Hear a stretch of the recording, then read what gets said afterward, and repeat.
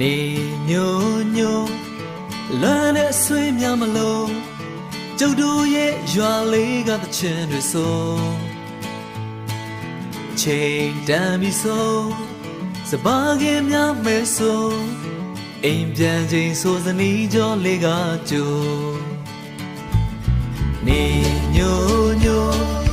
လွမ်းတဲ့ဆွေးများမလို့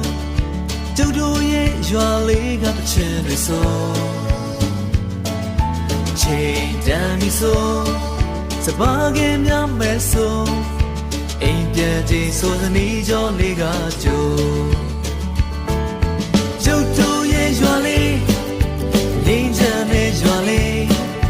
လာပါလာပါအားလုံးတို့ဖိတ်ခေါ်နေကျုပ်တို့ရဲ့ရွာလေးဟိုအဝေးကစိတ်လည်းတဲ့ရွာလေးလာပါလာပါအားလုံးတို့ဖိတ်ခေါ်နေ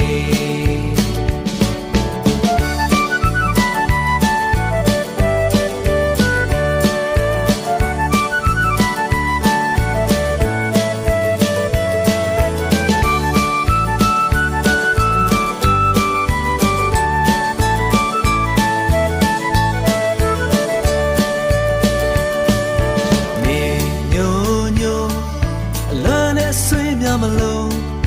ကျုပ်တို့ရဲ့ရွာလေးကတချင်တွေဆိုချိန်တန်ပြီဆိုစပါးကင်များမဲဆိုအိမ်ပြန်ချိန်ဆိုသနီးကြောလေးကကြိုကျုပ်တို့ရဲ့ရွာလေးနေချမ်းတဲ့ရွာလေးလာပါလာပါအားလုံးတို့ဖိတ်ခေါ်နေ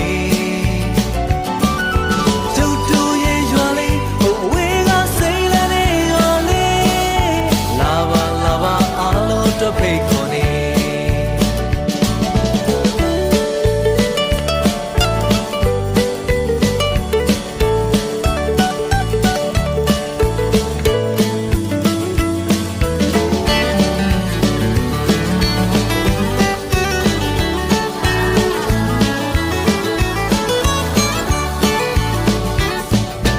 လူတွေဆို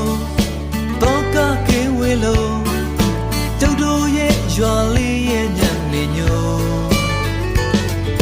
ဘယ်သူမဆိုငင်းချမ်းရဲ့တစ်ချက်ဆို